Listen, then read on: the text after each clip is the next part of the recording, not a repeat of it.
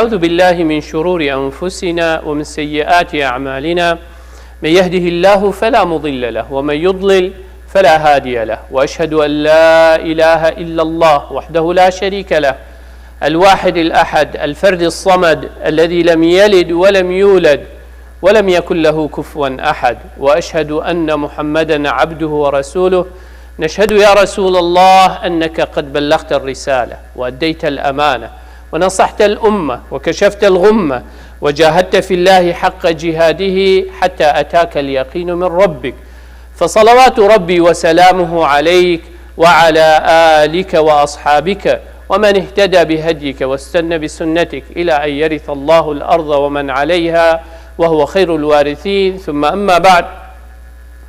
Dear brother and sister, we ask Allah subhanahu wa ta'ala in this blessing day, may Allah subhanahu wa ta'ala forgive our sin and accept our good deeds and make us among those righteous people that Allah subhanahu wa ta'ala accept them and grant them the paradise. In this month, Allah subhanahu wa ta'ala sent to the humanity the most beloved person, which is Muhammad sallallahu alayhi wa sallam. And the message that Allah subhanahu wa ta'ala sent it with this prophet is the most beautiful and strong message that it will continue until the day of the judgment, until the last minute that the humanity will live in this earth. We have to ask ourselves, what would happen to the humanity if Allah subhanahu wa ta'ala didn't send this prophet, peace be upon him? Just imagine the life without the prophet, peace be upon him, without the message of Islam, without the Quran, how the life will be. To know in which blessing we are. Look at non-Muslim and see how they are living and compare it with the Muslim life, the truth Muslim life. Then you will know what's the differences. Just look what the revelation that occurred to the society with the message and the mission of the Prophet, peace be upon him. And just think about that how many times the Prophet, peace be upon him, and his companion have a hard time and they get tortured and pressed, and he hold all that just to keep this message to us and give it to us purely. Just imagine that. There is an author, a Muslim, one of the Muslim scholar from India, I believe. His name, Abu al-Hasan Nadawi. He wrote a book. He said, ماذا خسر العالم بانحطاط المسلمين? What the humanity lost with all the collapse that happened to the Muslim nation. I will say, what's the people will lose if the Prophet, peace be upon him, he didn't come? Not just the Islam. Read that book to know what happened to the humanity without this message, to know Allah subhanahu wa ta'ala what he sent to us. The best example to know the differences, if we go back to the time of the prophethood, the Prophet, peace be upon him, when he was in the Mecca, in the 5th year of the Bi'thah, from his prophethood, the 5th year of his prophethood, when the group of Muslims, because they couldn't handle the torturing that they going through, they immigrated from Mecca to Abyssinia, Al-Habasha. And look for the Ja'far ibn Abi Talib, how he described what was going on in Mecca and in all the Arab areas. And when the Prophet comes, he comes with what? And why they get tortured and why they run away from their own society and country. And they leave everything behind themselves. And they go to Abyssinia, go to the Habasha. Allah subhanahu wa ta'ala in Surah Al-Zumar, He said, لِلَّذِينَ أَحْسَنُوا فِي هَذِهِ الدُّنْيَا حَسَنَةً وَأَرْضُ اللَّهِ وَاسِعَةً إِنَّمَا يُوَفَّى الصَّابِرُونَ أَجْرَهُم بِغَيْرِ حِسَابٍ. Allah subhanahu wa ta'ala says, for those who did good in this world, there will be a good reward, and Allah's earth is vast. Indeed, the patient will be paid in full their reward without any rocking. Allah subhanahu wa ta'ala will give them, and this is a permission from Allah subhanahu wa ta'ala to the people that they get tortured by the non-believer in Mecca, give them the permission to immigrate from that country to another place. And if you look at it, the Prophet, peace be upon him, from all the countries and the kingdoms around the Prophet, peace be upon him, he chose Abyssinia, he chose Al-Habasha. There is a reason the Prophet, peace be upon him, he chose that place. He didn't choose any other places. There was the Roman Empire around him in Bilad al-Sham. There was the Persian Empire in Iraq and that area during that time. There is the Egyptian in Egypt. There was there, and there is a lot of places they could go there. But the Prophet, peace be upon him, he chose Abyssinia for a reason. We will go through it to see why the Prophet, peace be upon him, he chose that. But anyway, to go deep in the story itself, and how Ja'far ibn Abi Talib, one of the people that he immigrated, and he is a cousin of the Prophet, peace be upon him, he stood up when they immigrated from Mecca to Medina, and Quraysh knew that it will be a big challenging for them. A group of Muslims immigrated and they get out from Mecca, and now they are in Al-Habasha.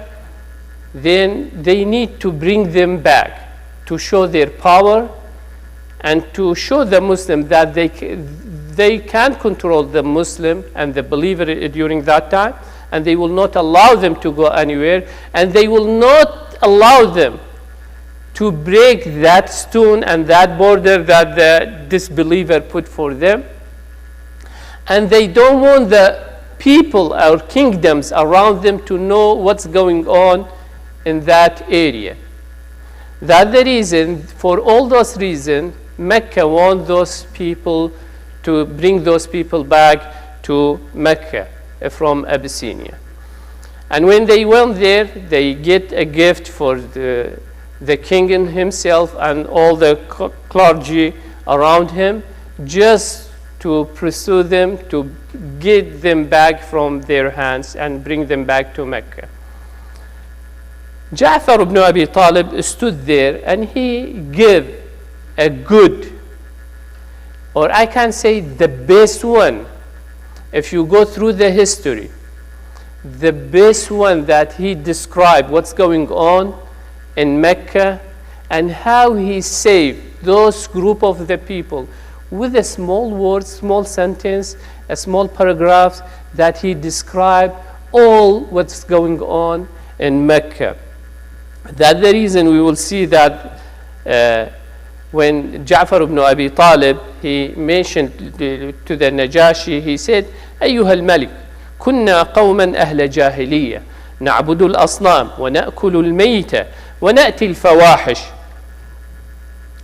الفواحش ونقطع الأرحام ونسيء الجوار ويأكل القوي منا الضعيف فكنا على ذلك حتى بعث الله إلينا رسولا منا نعرف نسبه وصدقه وأمانته وعفافه فدعانا إلى الله لنوحده ونعبده ونخلع ما كنا نحن نعبد وآباؤنا من دونه من الحجارة والأوثان وأمرنا بصدق الحديث وأداء الأمانة وصلة الرحم وحسن الجوار والكف عن المحارم والدماء ونهانا عن الفواحش وقول الزور وأكل مال اليتيم وقذف المحصنات وأمرنا أن نعبد الله وحده لا نشرك به شيئا وأمرنا بالصلاة والزكاة والصيام.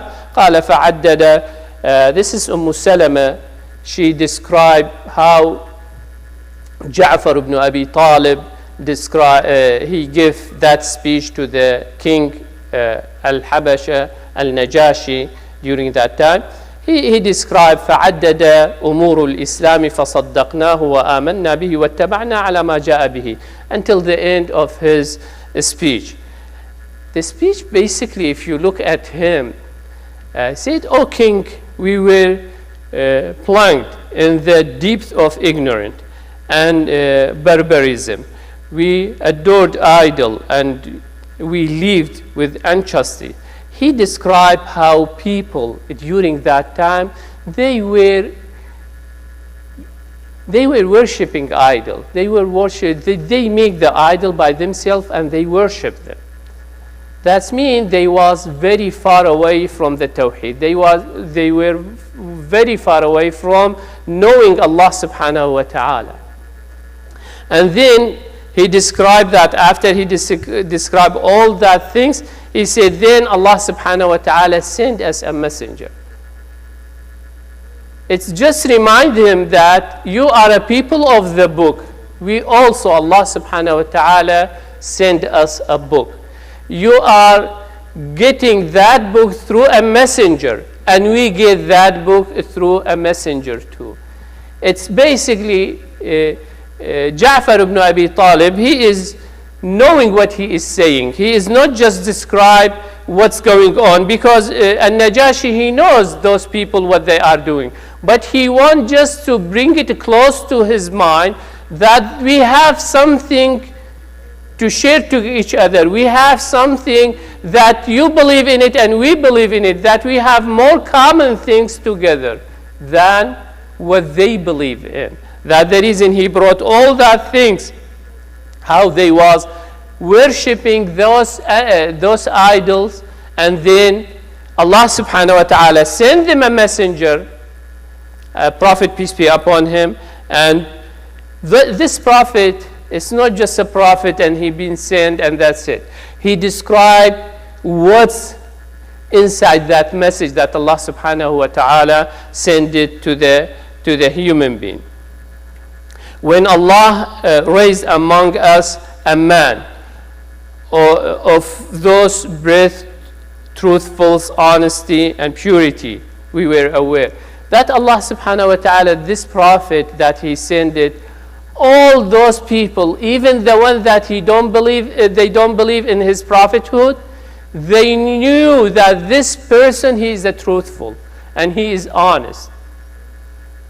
And he is one of the purest people that they were in this earth. And what he ordered them, he ordered them to worship only Allah subhanahu wa ta'ala, not to worship all those idols that they brought. And go forth with Ja'far ibn Abi Talib, what he described to them. And then he said in the end of his, when he come with this message, we believe on it and we follow him. But what the people of the Mecca did to us, they welcoming them. If you remember the seerah of the Prophet, peace be upon him, when he sent the message, it was the first three years was secretly. After the third years of his prophethood, Allah subhanahu wa ta'ala ordered the Prophet, فَاصْدَعْ بِمَا تُؤْمَرْ وَأَعْرِضْ عَنِ الْمُشْرِكِينَ. And he ordered the Prophet, it should be public then, the da'wah. And the Prophet, peace be upon him, started that. Within 2 years, they start to torturing the Muslims, and they give them a hard time. If I'm not mistaken, Khotbe, one day, Umar ibn al-Khattab, he asked them, he said, who remember the time that we were in the Mecca and the kuffar, when they start to torturing the Muslim and the believer, who has a kind of torturing that is very weird? Khotbe, he showed him first his bag, and he see there is a black holes in his bag. He said, oh Khotbe, what happened to you? He said, one day the kuffar, they grabbed me in the desert and they brought those rocks. They have a fire, and they put those rocks in the fire. When it gets red, they take it and put it in my bag until it gets cold, and return it bag and bag. All those holes that you see is because of that. Just they want them to go back to idols and leave the Tawheed. This is one kind of the torturing that the Muslim they face during that time.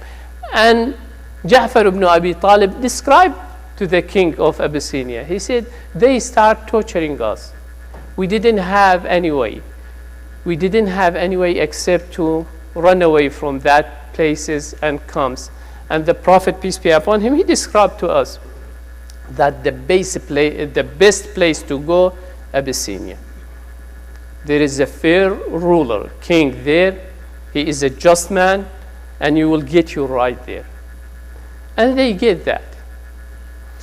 The things that we want to come there just to see that the Prophet, peace be upon him, what he did, and why the people of the Mecca, they get scared from this message, and why until today people get scared from this message. Because this message is change how your mindset. When you start to read the Quran, when you start to know about the Prophet, peace be upon him, it will change automatically your attitude, your action, how you are talking, how you are dealing with the people. When you believe in the message, it will change your mindset. You will not be the same person as you were before. That's the reason when a person, he believes in this message, and he want to change himself, you will see the changes in himself. If he is really want the Islam to be his way in the life, you will see that change. And this is why the Islam comes.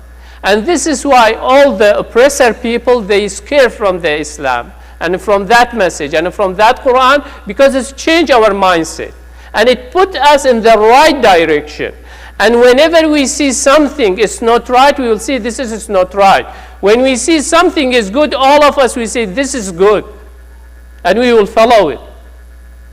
And people, they don't want that to happen in their life. They scared from changing that. And also, Islam when it comes, the message when it comes, that there is in Ja'far ibn Abi Talib and all those people that they run away from Mecca to Abyssinia was the same mind that they have as the whole Meccan people.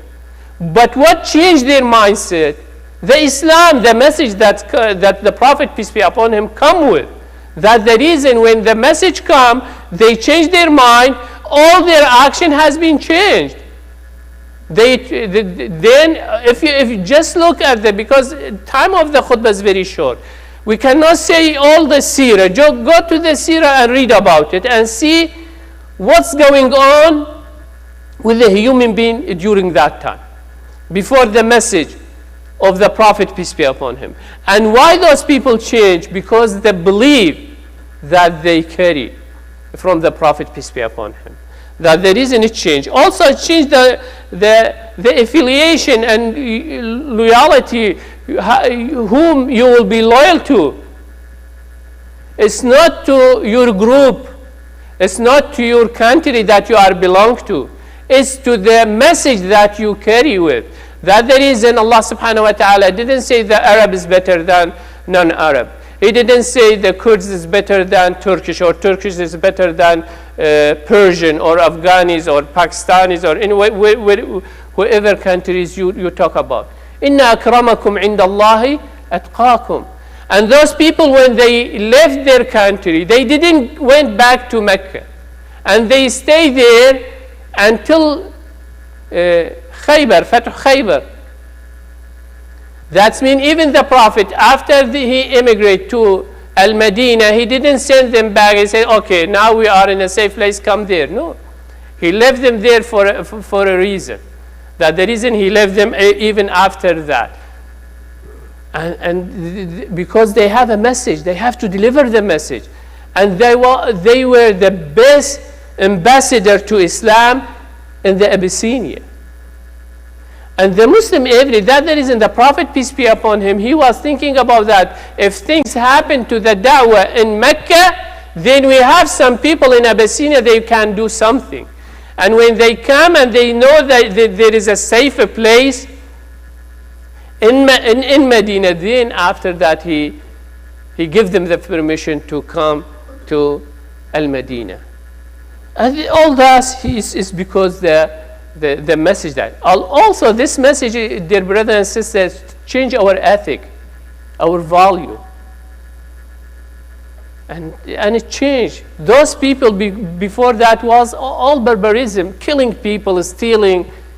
Any caravan is coming in the way. If they can do whatever they can do, they will do it to them. But when Islam comes, it was the safest place. Look with all the corruption that happened in the Middle East. Which place is safer, to live in the Middle East or a Muslim country, or to live in any non-Muslim countries? Just compare between them, even in the today's society that we are living in. All that because of that message that Allah subhanahu wa ta'ala sent it to us. There is a lot of things going on if we just go and talk about it. I want to stop here just to remind myself and yourself with the hadith of the Prophet, peace be upon him, with all the things that they did for us, the Sahaba. And the Prophet, peace be upon him, in one hadith, he mentioned that if a Sahabi, he make a sadaqah with even not full a hand of gold, and you give a sadaqah as a mountains, there is no comparison between both of them. He will be in the front of us, no matter what we are doing. But we have another opportunity. We didn't get the opportunity to live with the Prophet, peace be upon him, and to be among his Sahaba and companions. But we have a chance to be his brother. And one day the Prophet, peace be upon him, he said, I wish I saw my brothers.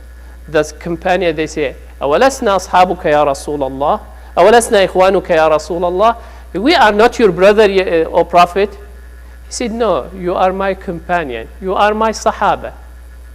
My brothers will come after my death. That means he will not be a Sahabi. A person who will come after that, he will see the book of Allah subhanahu wa ta'ala, and he will believe in that book. He will read the seerah of the Prophet, peace be upon him, and he will follow his steps. He will follow his guidance. This one will be his brother. I and you, we didn't have the opportunity to be among his companion, but we have the opportunity to be his brother. If you want to be a brother to Prophet, peace be upon him, put the Quran as a guidance for yourself. Take the characters and the behavior that the Quran and the Sunnah taught us how to be as a Muslim. Do it. You will be his brother. And the Prophet, he said, the reward of each one of them in that day when the fitan, it's everywhere and people running away like today, Muslim afraid to say I am a Muslim, afraid to pray when the time of the prayer comes, afraid to wear a hijab for the ladies, and a lot of things. We just far away from that just because we want to fit in any society that we live in. But the Prophet, peace be upon him, he said, anyone who follow what Allah subhanahu wa ta'ala order us, he will be rewarded as a 50. And the Sahaba asked him, 50 from us or from them? And those 50, it will be from them or from the Sahaba? He said, no, from you. You will get reward as a 50 Sahabi if just you follow what Allah subhanahu wa ta'ala said and the Prophet, peace be upon him, said. May Allah subhanahu wa ta'ala guide us to his right path. May Allah subhanahu wa ta'ala taught us and make us from those people that they get the knowledge and work with it. أقول قولي هذا واستغفر الله لي ولكم فاستغفروه فيا فوز المستغفرين.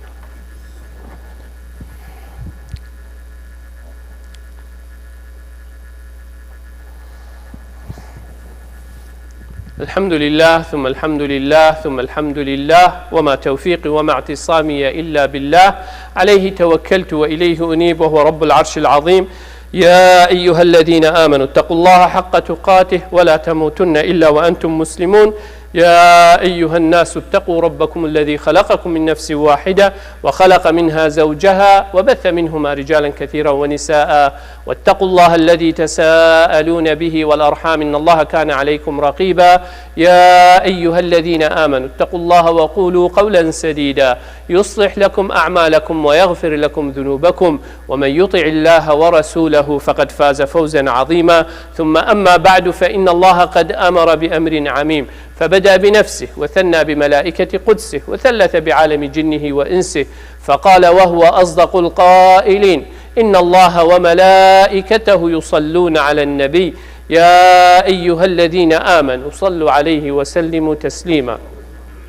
اللهم صل على محمد وعلى آل محمد كما صليت على إبراهيم وعلى آل إبراهيم وبارك اللهم على محمد وعلى آل محمد كما باركت على إبراهيم وعلى آل إبراهيم في العالمين إنك حميد مجيد.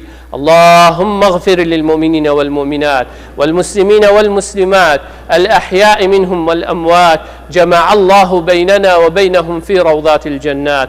اللهم لا تدع لنا في مقامنا هذا ذنبا إلا غفرته ولا هما إلا فرجته ولا كربا إلا نفسته ولا مريضا إلا شافيته ولا ميتا إلا رحمته ولا ضالا إلا هديته. اللهم إنا نسألك الهدى والتقى والعفاف والغنى. اللهم أعز الإسلام والمسلمين واعل بفضلك كلمتي الحق والدين. اللهم من أراد بدينك ودعوتك ودعاتك خيرا فوفقه لكل خير. اللهم ومن أراد بهم غير ذلك فخذه أخذ عزيز مقتدر مولانا رب العالمين. ربنا آتنا في الدنيا حسنة وفي الآخرة حسنة وقنا عذاب النار. ربنا هب لنا من أزواجنا وذرياتنا قرة أعين واجعلنا للمتقين إماما. اللهم آمين اللهم آمين اللهم آمين. وصل اللهم على سيد المرسلين وعلى آله وصحبه وسلم.